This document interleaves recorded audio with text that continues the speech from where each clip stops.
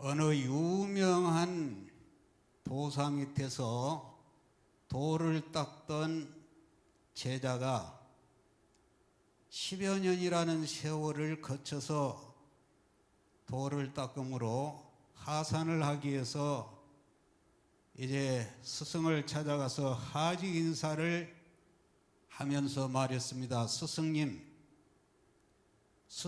곁을 이제 떠나게 되었는데 마지막 스승님의 가르침을 주십시오.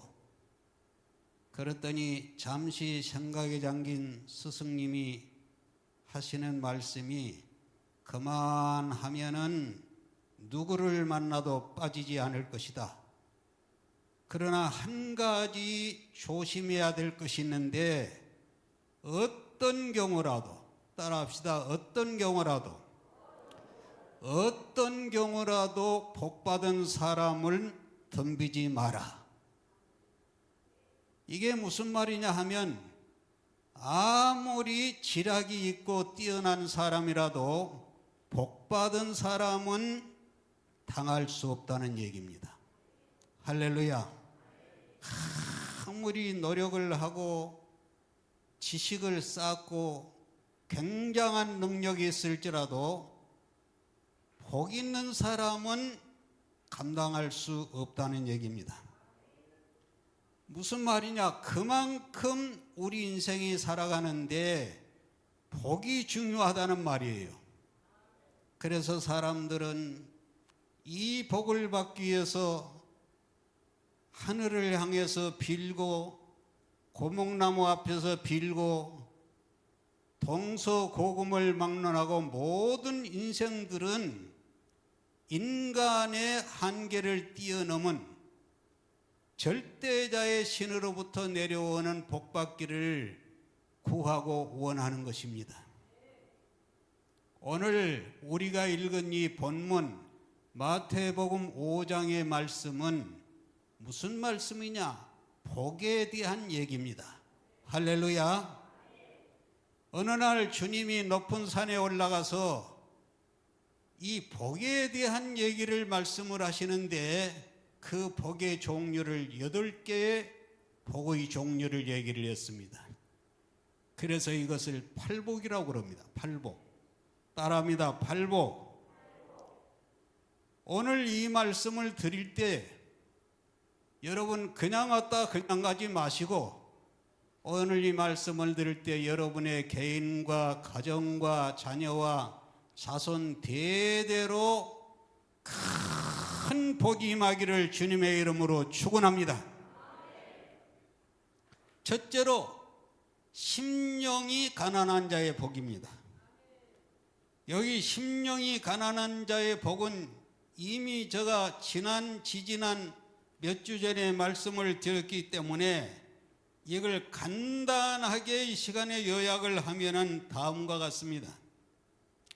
나는 부유한 사람이다. 아쉬울 것이 없는 사람이다. 도움이 필요 없는 사람이다. 한마디로 아무 도움이 필요 없다는 이러한 거만한 사람으로 살지 말고 자기를 낮추어서 가난한 심령으로, 할렐루야, 가난한 마음으로 하나님을 의지하는 사람이 복 있는 사람이라, 그런 뜻입니다. 할렐루야. 그러므로 우리가 살면서 하나님 앞에 신앙생활은 무릎 꿇고 의지하고 주님 앞에 간구하고 주님의 도움을 구하는 삶이 신앙생활인데, 그렇기 때문에 여러분 하나님 앞에서 아무 도움이 필요 없는 이런 사람으로, 부유한 사람으로 살지 말고 하나님의 도움을 필요로 하는 이런 가난한 마음으로 살게 되기를 주님의 이름으로 축원합니다. 여러분 도와주세요, 붙잡아 주세요, 밀어주세요 하는 것은 가난한 심령 없는 사람이 무릎을 꿇고 비는 것이지, 나는 부유한 사람이다, 모자란 것이 없는 사람이다, 도움이 필요 없는 사람이다 하는 사람은 구하지 않습니다. 구할 필요가 없습니다. 그러므로 신앙생활은 자신을 낮춰서 겸손한 마음으로 주님을 의지하고 주님 앞에 비는 그런 신앙생활을 하는 사람에게 하나님은 하늘의 큰 복과 땅의 복을 채워주시는 줄로 믿습니다. 둘째로 애통하는 자의 복입니다. 우리 다 같이 5장 4절인데 나는 안 보여요 지금. 같이 읽어보겠습니다. 시작. 애통하는 자는 복이 있나니 저희가 위로를 받을 것이며. 다시 한번요. 시작. 애통하는 자는 복이 있나니 저희가 위로를 받을 것이며. 여러분, 애통이라는 말이 뭡니까? 슬퍼한다는 거예요. 너무너무 슬퍼서 가슴을 치면서 슬피 우는 것을 애통이라고 하는데, 여러분, 우리가 인생을 살면서 웃는 것이 복이지 어떻게 우는 것이 복입니까? 그런데 성경은 우는 자가 복을 받는다고 그랬어요. 그러므로 오늘 이 말씀은 이 문자 그대로는 이해가 되지를 않고, 오늘 본문에 애통하는 자는 복이 있나니, 따라합니다. 애통하는 자는 복이 있는 자. 이 말씀은 깊은 깨달음이 없이는 이해가 안 되는 말씀입니다. 깨달음의 은혜가 함께하기를 주님의 이름으로 축원합니다. 우리 다 같이 읽겠습니다. 시편 49편인데요. 시작. 만민들아 이를 들으라. 세상의 거민들아 귀를 기울이라. 존귀에 처하나 깨닫지 못하는 사람은 멸망하는 짐승 같도다. 믿습니까? 무슨 말씀이냐 하면 인간은 존귀한 존재입니다. 하나님의 걸작품입니다. 이렇게 인간이 지음을 받을 때부터 존귀한 존재로 지음을 받았지만은, 그러나 깨닫지 못한 사람은 뭐예요? 짐승과 같다. 그런 말씀이에요. 깨달음이 중요하다는 거예요. 할렐루야. 여러분, 오늘 이 하나님 앞에 나와 있지만은 이 시간의 말씀을 통해서 깨닫지 못하는 것은 불행한 자입니다. 사람은 깨달음이 없이는 불효자가 되는 거예요. 깨달음이 없어서 남편과 아내의 가치를 모르는 거예요. 사람의 사람됨은 많은 것을 아는데 지식에, 재물에, 출세에, 권력에 있는 것이 아니라 사람의 사람됨은 깨닫는 데 있는 거예요. 할렐루야. 깨달음이 중요하다는 얘기예요. 여러분, 왜 교회 나오십니까? 깨달음을 얻기 위해서 나오는 거예요. 할렐루야. 교회는 깨달음의 집입니다. 하나를 말하면 열을 깨닫고 땅의 일을 말하면 하늘의 일을 깨닫는 이런 은혜가 임하기를 주님의 이름으로 축원합니다. 다 같이 따라 하시겠습니다. 애통하는 자는 복이 있나니. 여러분, 사람이 운다면 뭐 때문에 울어야 됩니까? 사람은 억울해도 울고 병들어도 울고 암에 걸려도 울고 망해도 울고 괴로워도 울지만은 오늘 본문은 죄 때문에 울라는 거예요. 할렐루야.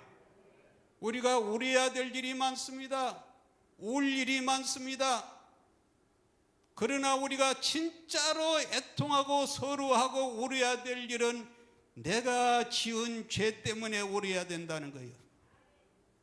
여러분, 구약 성경을 보면 우리아의 아내를 범한 다윗이 얼마나 울었는지 알 수가 없어요. 같이 읽어보겠습니다. 시작. 내가 탄식함으로 곤핍하여 밤마다 눈물로 내 침상을 때우며 내 혀를 적시나이다. 할렐루야.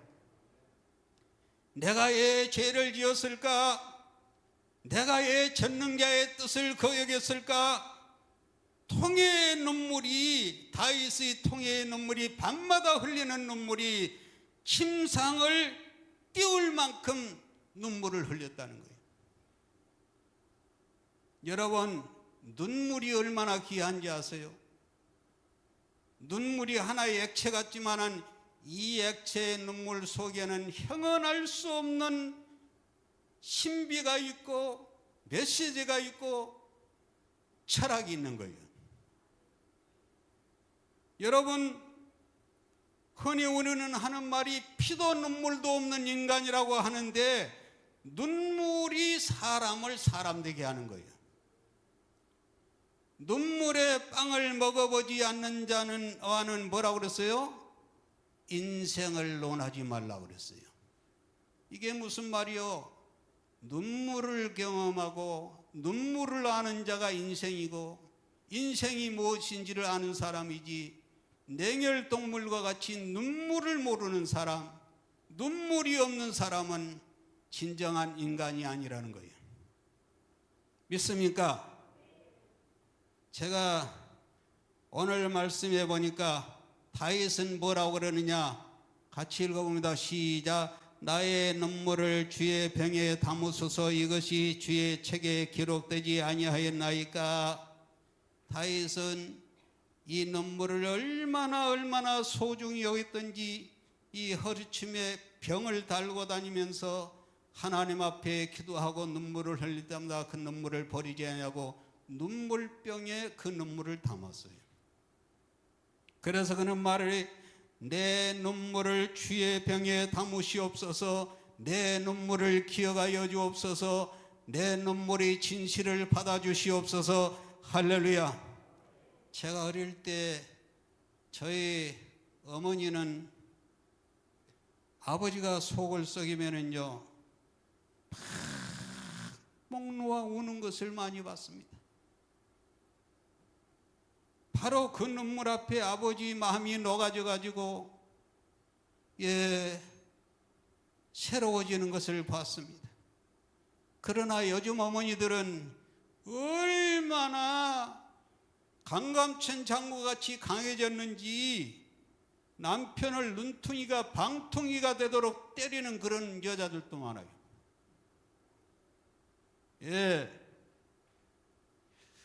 또한 옛날 장례식을 보면 3년 동안을 울었습니다. 아시죠, 장모님? 3년 동안을 울었어요. 그 눈물이 진짜인지 가짜인지 얘기할 필요가 없이 아이고 아이고 하고 울었어요. 그야말로 옛날 장례식은 눈물이 바다를 이뤘어요. 그런데 요즘은 빈소에 가면은 눈물이 사라졌어요. 웃고 다녀요. 옛날 우리 무슨 축구였지? 그때 할 때 빈소를 내가 장례식을 가는데 갑자기 빈소에서, 병원 빈소에서 그냥 와 하고 소리를 지더라고요. 그 시간에 한국 골이 들어간 거예요.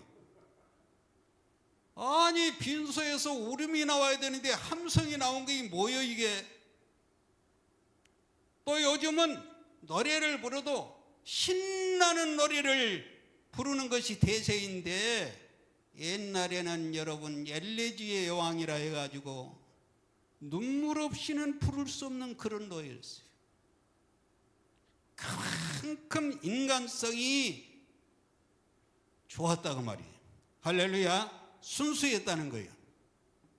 이런 여러분 눈물이 회복되기를 주님의 이름으로 축원합니다. 눈물이 뭐냐? 눈물은 진실이며 통회이며 회개이며 그리고 감사이며 그리고 신앙입니다. 할렐루야. 너무너무 마음이 아파서 울지만은 너무너무 감격해서도 울어요. 아멘. 눈물 속에 신앙이 있는 거예요. 눈물 속에 인생이 있는 거예요. 그러므로 내가 왜 이 모양일까? 눈물이 회복되기를 주님의 이름으로 축원합니다. 여러분, 우리가 사는 세상이 왜 이렇게 근심, 걱정, 가난, 질병이 많습니까? 왜 이것들로 이렇게 몸부림을 칩니까? 그것은 우리가 죄를 지었기 때문에 그래요.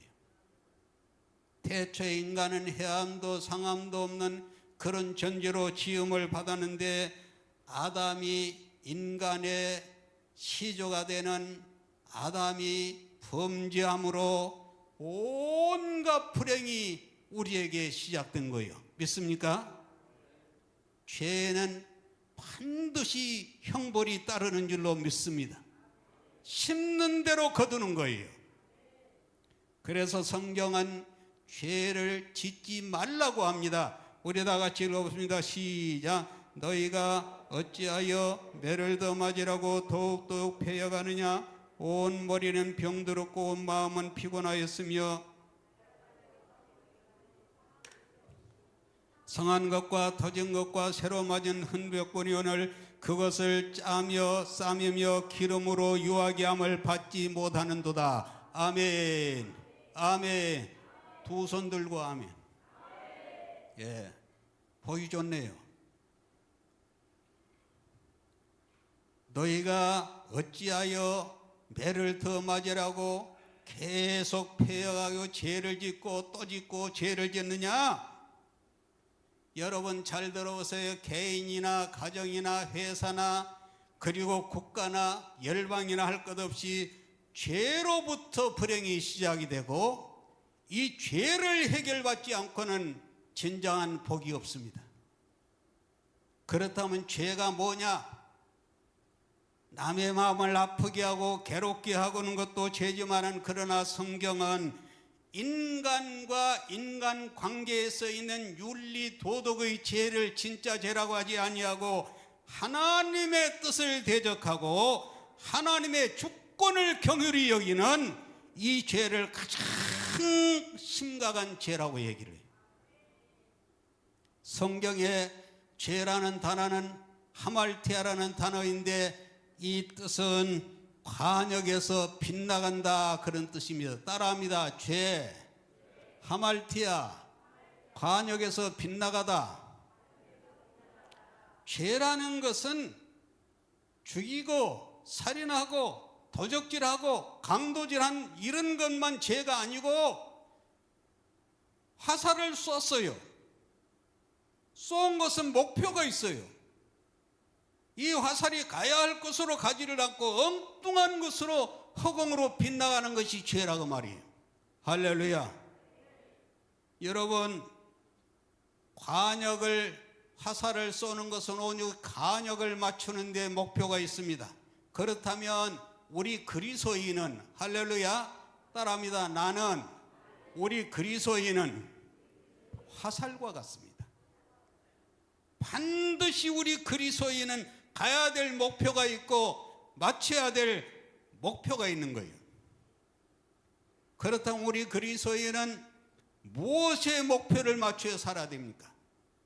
이에 대해 바울은 분명히 기록했는데 시작. 그런즉 너희가 먹든지 마시든지 무엇을 하든지 다 하나님의 영광을 위하여 하라. 할렐루야. 보세요.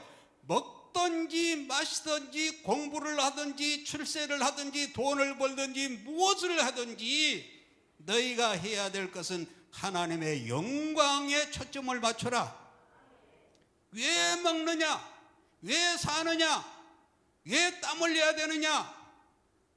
하나님의 영광에 초점을 맞추라는 거예요. 여러분, 무엇이 여러분의 목표이며 무엇이 여러분의 목적이 돼야 됩니까? 제가 어릴 때 숭실대, 지금은 돌아가셨습니다. 숭실대 교수였던 안병욱 교수가 있었어요. 이분이 쓴 책을 제가 읽어보니까 그 책에 이런 일화가 있었습니다. 어느 날 대학교 캠퍼스에서 막 헐레벌떡 뛰어가는 학생을 붙들고 물었어요. 학생, 왜 그렇게 뛰어가는가 그랬더니 예, 선생님, 공부 때문에 그렇습니다. 지금 늦었습니다. 공부는 뭐 하려고 하는가 그랬더니 직장 때문에 그렇습니다. 직장은 뭐 하려고 그러는가 그랬더니 가정 때문입니다. 가정을 이루어야죠. 가정은 이뤄서 못 하려고 그러는가? 행복하게 살기 위해서 그렇습니다. 행복하게 살면 어떻게 되는가?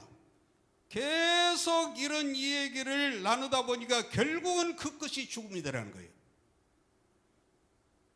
오늘 사람들이 아무리 돈을 벌고 출세하고 잘 돼도 그 마지막 끝은 죽음입니다. 믿습니까?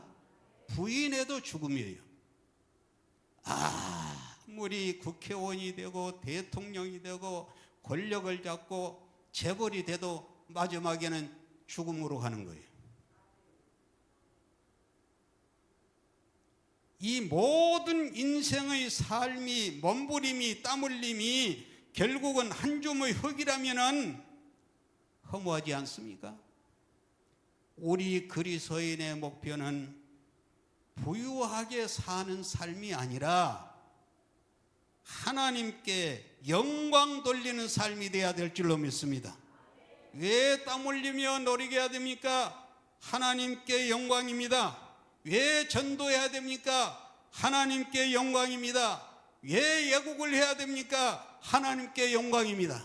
할렐루야. 전도해서 교회인이나 부르기 숫자나 불리고 그것이 목표가 아니라 하나님께 영광이에요.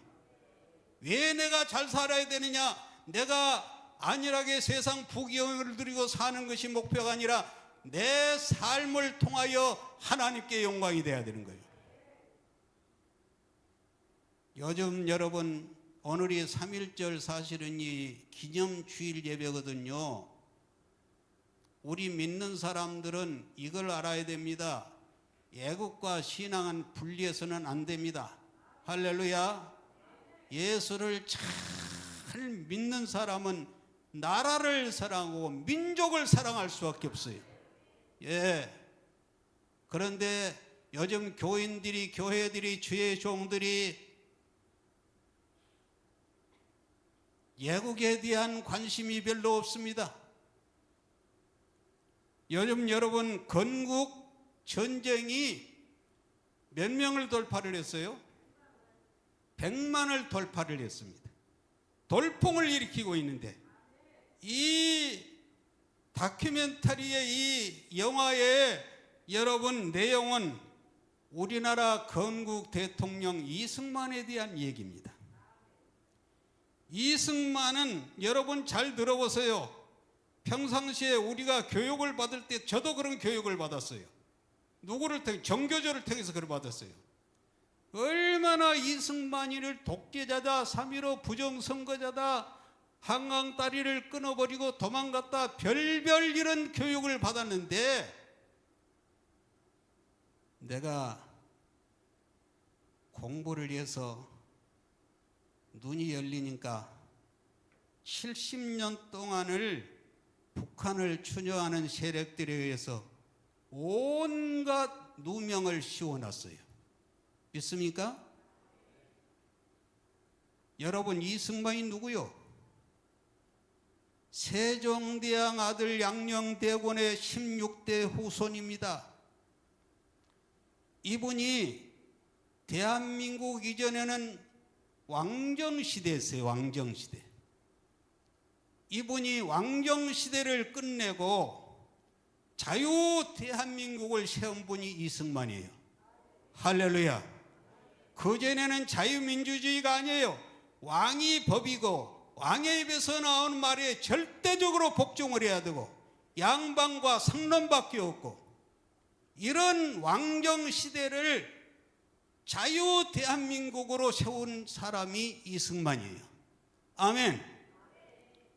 이분이 선교사들을 통해서 미국에 유학을 가서 저 유럽과 미국의 세계를 보니까 저 미국이 세계적인 민족이 된 것은, 유럽이 세계적인 국가가 된 것은 기독교임이라는 것을 그가 알았습니다. 그래서 그는 앞으로 우리 대한민국은 기독교의 나라를 세워야 되겠다는 계획을 세웠어요.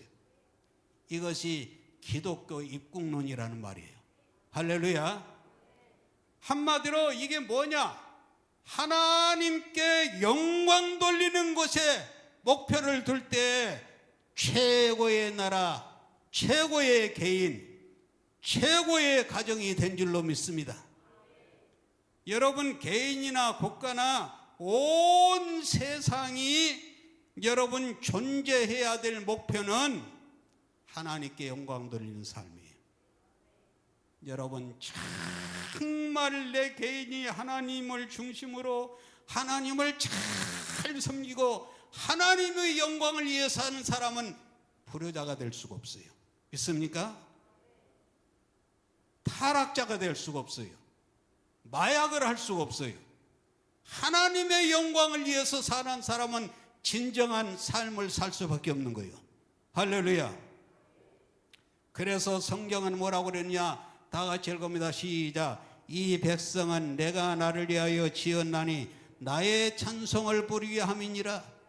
하나님이 인생을 위해 지었습니까? 창조했습니까? 여러분을 위해 창조했습니까? 지었습니까? 하나님이 우리를 창조하신 것은 하나님께서 영광을 받으시려고.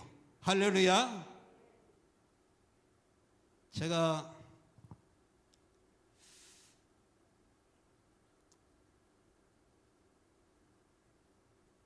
기도하면서 제 죄를 회개하며 통회하면서 내가 기도를 했는데, 여러분 통회하고 애통하는 자에게는 위로가 임한다고 했는데, 여러분 위로가 얼마나 큰 복인지 아세요? 예? 제가 노사연의 바람이라는 노래를 제가 들으면서, 혼작을 들으면서 얼마나 울은지 몰라요. 이게 대중가요인데, 이야, 복음송과 같은 그런 감동을 주더라고요. 눈물이 앞을 가리는 거예요. 이 노래의 메시지는 이렇습니다. 제가 이 노사연의 바람이라는 노래를 평론을 하면은, 한 부인이 평생 살갑지 않는 남편을 섬기면서 살았습니다.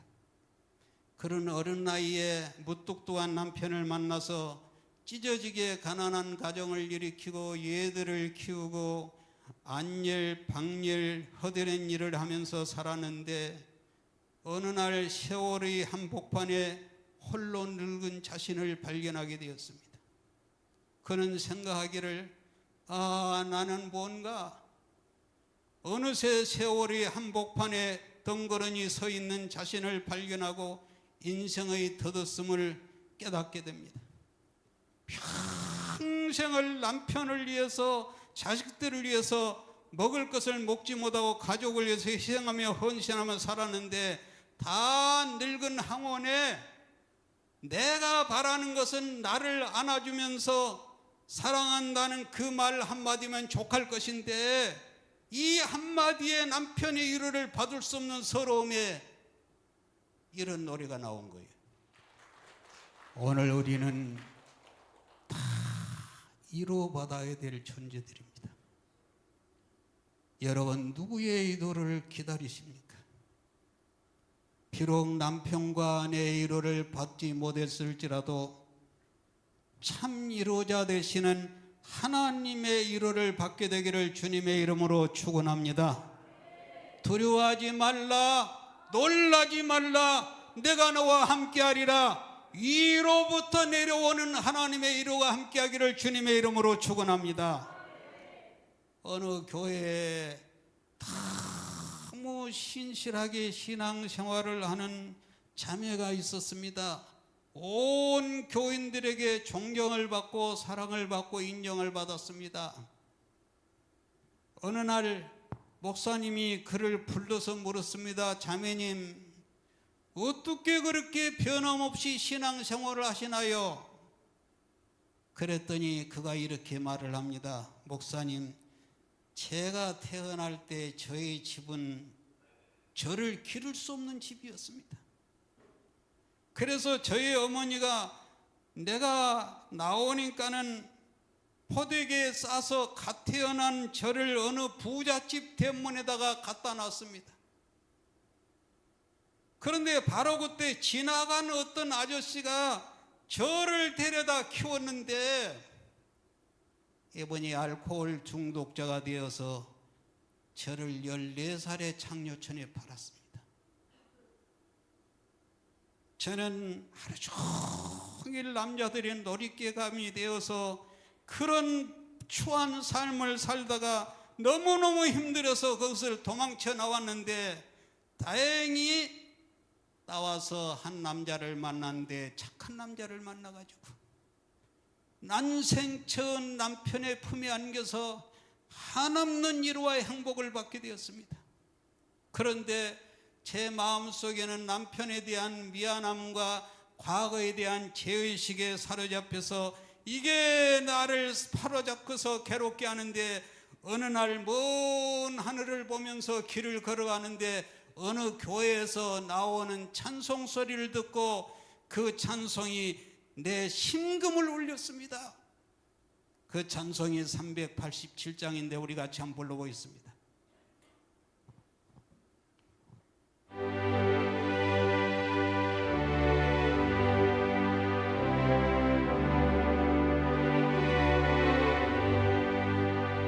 멀리 멀리 갔더니 저량하고 고나며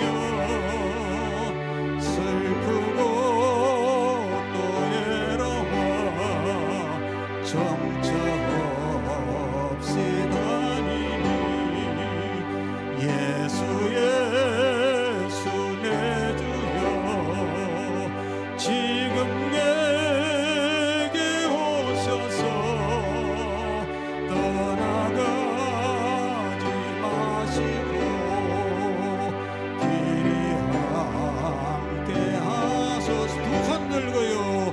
예수 예수 내 주여 마음 아파 울 때에 눈물 씻어 주시고 나를 위로하소서. 예수 예수 내 주여 지금 내게 오셔서 떠나가지 마시고 길이 함께 하소서. 여러분, 세상에 태어나서 갓난 핏덩이로 부잣집 대문에 버림을 받은 이 자매가 14살 어린 나이에 장려촌에 팔렸던 이러한 기구한 인생을 가진 이 여자가 지나가다가 어느 길거리에 있는 교회에서 흘러나오는 이 찬송 소리를 듣고 예수 예수 내 주여 내 눈물을 씻어주시고 나를 위로해 주셔서 이 찬송 소리에 끌려가지고는 그 교회로 가서 그날 저녁에 강단에서 전하는 목사님의 말씀을 듣고 오직 예수만이 참된 위로자가 된다는 말씀을 듣고 그가 평안을 얻고 위로를 얻고 새 사람이 된 줄로 믿습니다. 여러분, 예수가 누굽니까? 예수님은 가난한 자, 병든 자, 고난한 당한 자의 위로가 되심을 믿습니다.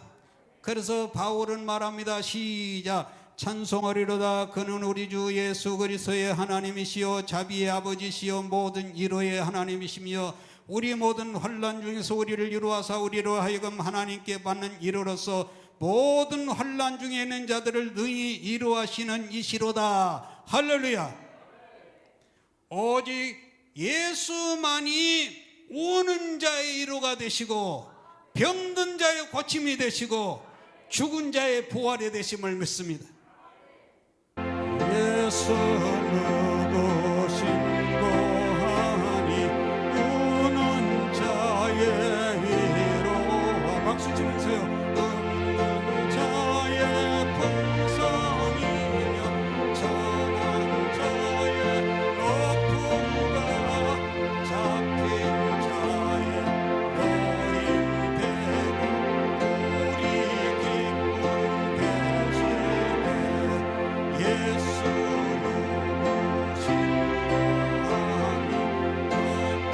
자의 강함과 눈과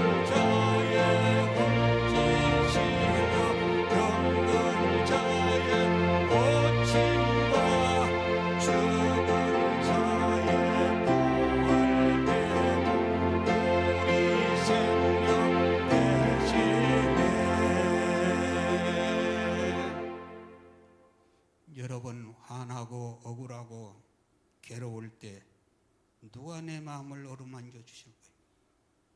남편이요? 아내요? 한계가 있습니다. 내 마음을 어루만져 주실 분은 오직 예수밖에 없는 줄로 믿습니다. 이 나라를 잘되게 하실 분은 오직 예수밖에 없는 줄로 믿습니다. 오늘 이 세상은 이로가 메마른 시대입니다. 여러분, 비판이 책망이 사람을 사람되게 하는 것이 아니라 위로가 사람을 사람되게 하는 거예요. 돈이, 지위가, 명예가 가정을 가정되게 하는 것이 아니라 위로가 가정을 가정되게 하는 거예요. 그러므로 여러분의 가정에 이 위로의 은혜가 강물처럼 흐르게 되기를 주님의 이름으로 축원합니다. 남편이 아내를 위로해야 됩니다. 아내가 남편을 위로해야 됩니다. 오늘 이 세상은 너무너무 남자들이, 저도 남자지만은 무시당하는 시대예요. 제가 54년생이니까 그 시대 우리 어머니 아버지들을 보면은 이게 옳은 것은 아니에요. 옛날에는 여자들이 아버지하고 겸상도 못했어요. 대접을 받고 살았어요. 아버지 말 한마디면 천하가 평정이 됐어요. 지금은 완전히 뒤바뀌어가지고 남자들이, 여러분, 눈퉁이가 방퉁이더라 맞은 사람이 한두 사람이 아니에요. 진짜 그래요. 진짜 그래. 월급 받으면 다 마누라한테 가버려요. 자식들도 결혼하면 결국은 아버지보다는 어머니 편이에요. 너무 여러분, 옛날에는 여자분들이 고생을 해서 교회를 부흥을 시키고 헌신을 하고 봉사를 해서 하나님이 여자들을 축복하셨는데, 지금은 여성 상위 시대예요. 앞으로 계속 이러면 하나님 또 바꿔버릴 수가 있어요. 옛날 시대로 바꿔버릴 수가 있어요. 여러분, 남편도 아내를 많이 위로하시길 바랍니다. 할렐루야. 부인도 남편을 위로하시기 바랍니다. 자식도 부모를 위로하시기 바랍니다. 여러분의 가정에 들어가도 나가도 위로가 넘치는 그런 가정 되시기를 주님의 이름으로 축원합니다. 어떻게 살아야 되겠습니까? 오늘 우리는 내 부족함과 애통함을 회개하며 애통하며 내 죄를 슬퍼 울며 이렇게 함으로 주님의 한없는 위로가 여러분의 가정에 강물처럼 흐르게 되기를 주님의 이름으로 축원합니다.